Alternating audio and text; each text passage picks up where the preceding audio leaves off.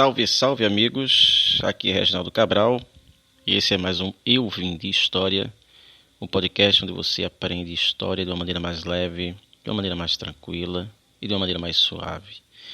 Eu recebi um pedido muito especial no nosso direct no Instagram, @Eu Vim de História, sobre, na verdade foi uma pergunta, duas perguntas em uma. A pergunta é: o que é hegemonia cultural? E o Brasil possui essa hegemonia cultural?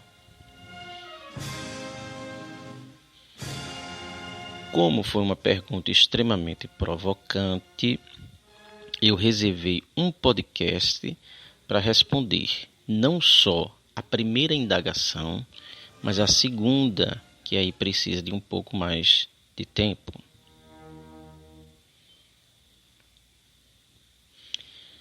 Por hegemonia cultural, entenda-se a predominância de uma visão, de uma vertente ideológica sobre as demais. Isso é um conceito formulado por um indivíduo chamado Antônio Gramsci, que percebeu, na sua visão, que no mundo capitalista há uma hegemonia cultural da classe dominante para com a classe dominada. Ponto. Essa é a resposta do que é hegemonia cultural. A predominância de uma visão ou de uma vertente ideológica sobre as demais. A segunda pergunta, que faz parte de todo um contexto, que eu recebi, é: o Brasil possui essa hegemonia cultural? A resposta é sim. Agora eu preciso de tempo para lhe explicar por que existe essa hegemonia cultural no Brasil e como é que ela surgiu.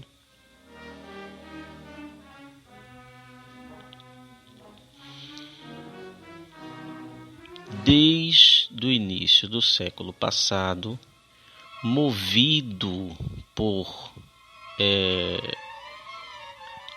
utopias políticas, grupos organizados tentaram, através de processos revolucionários, chegar ao poder em diversas partes do mundo.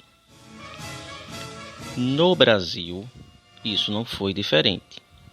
Grupos políticos alinhados a essas utopias políticas teóricas tentaram por diversas vezes chegar ao poder, tomar o poder via revolução.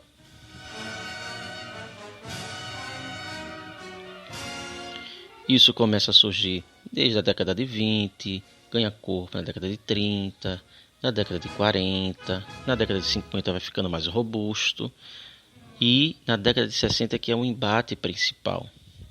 Os grupos de orientação progressista, eles tentaram tomar o poder. O Brasil vivia um processo extremamente complexo em termos de agitação, de instabilidade sociopolítica. E aí você teve a questão da Revolução de 64. Ponto. A partir daí, esses grupos, com a chegada dos militares ao poder, eles perderam no campo político. Mas aí eles vão adotar a tática ou a ideia de Antônio Gramsci, que é a definição de hegemonia cultural que eu falei no início. Para Gramsci, ele diz que esse processo de hegemonia cultural, que é geralmente no mundo capitalista da classe dominante em relação à classe dominada, isso seria modificado na medida que houvesse um processo de revolução cultural.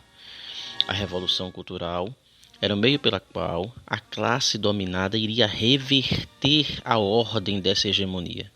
E através da cultura, ela iria se estabelecer como força dominante.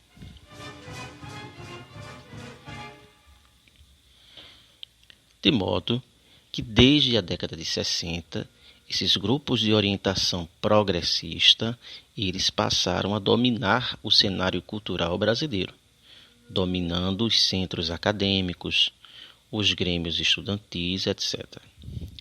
Qual a consequência natural disso? Ora, se você tem grupos de orientação progressista que dominam os centros acadêmicos e os grêmios estudantis, é natural que, com o passar dos anos, a formação das diversas profissões, dos diversos segmentos da sociedade, passe a ser uma formação com uma forte inclinação ideológica. Então, se a gente for fazer uma análise de escala de tempo, em 10 anos você forma uma geração, em 20 anos você forma uma outra geração, e na década de 90, 30 anos, você forma 3 gerações. De modo que, ao dominar os centros acadêmicos, a partir da década de 60, meados da década de 60, passado 30 anos dessa dominação, você tem um processo de hegemonia cultural estabelecida. Você vai formar professores alinhados com a sua visão, jornalistas alinhados com a sua visão, advogados alinhados com a sua visão, de modo que você vai passar a contar com uma intelectualidade orgânica que vai trabalhar para você, direta ou indiretamente, consciente ou inconscientemente.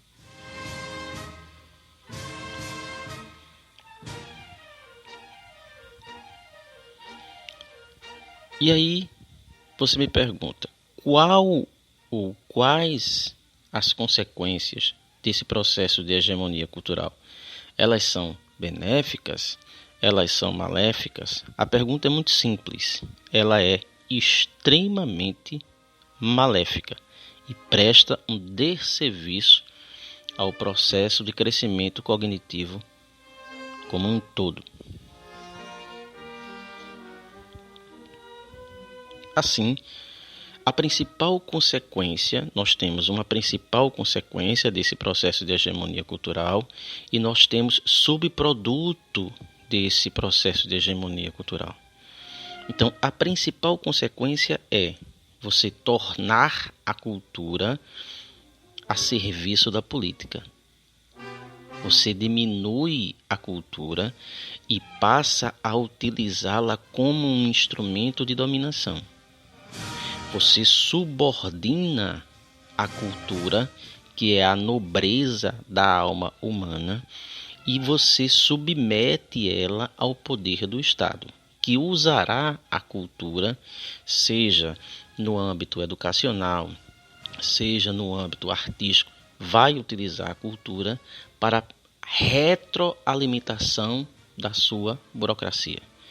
Então, submeter a cultura ao poder do Estado é você conduzir o país a uma pobreza cultural e intelectual, deixando a cultura ou tornando a cultura apenas um artifício para a manutenção de uma ordem, de um establishment estabelecido.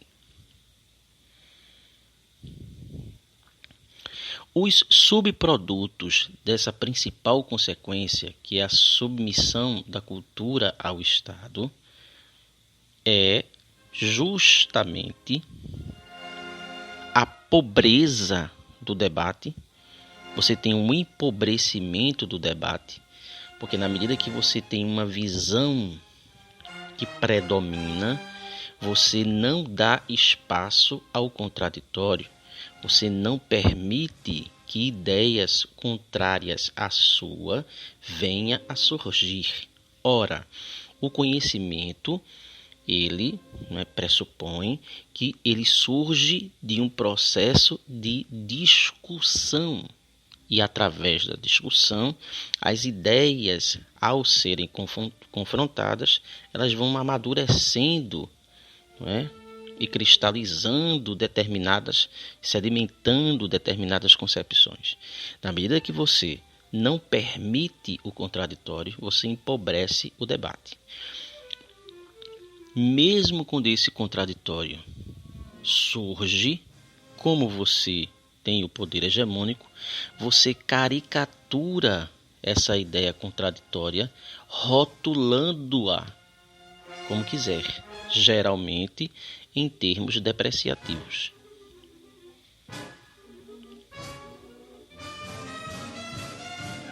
E o segundo subproduto dessa consequência principal da submissão da cultura ao Estado é você cercear a capacidade, não é, ou a condição de liberdade, tanto de pensamento quanto de expressão.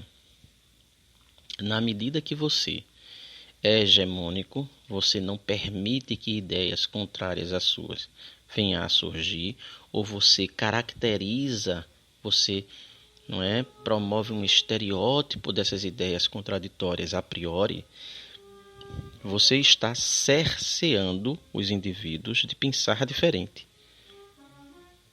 Você está tornando a verdade refém da sua concepção. O que é de uma prepotência brutal. A única verdade absoluta é a divina.